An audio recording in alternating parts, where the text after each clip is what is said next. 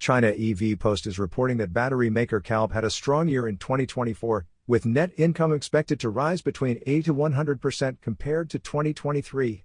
The company estimates earnings between $108 million and $120 million, up from $60 million the previous year. The growth is attributed to business expansion and lower production costs.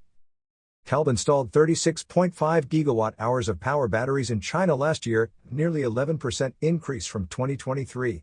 The fourth quarter alone saw a record 12.6 gigawatt-hours, a 25% jump from the previous quarter. In January 2025, CALB ranked third in China's battery market with a 6.2% share, trailing CATL at 47% and BYD at 23%. Meanwhile, leading battery supplier CATL expects 2024 profits between $6.8 billion and $7.3 billion, a modest increase over 2023.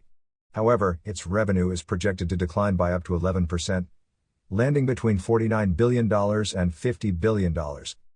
Globally, CATL held 38% of the electric vehicle battery market in 2024, followed by BYD at 17%. You are listening to Yuan News.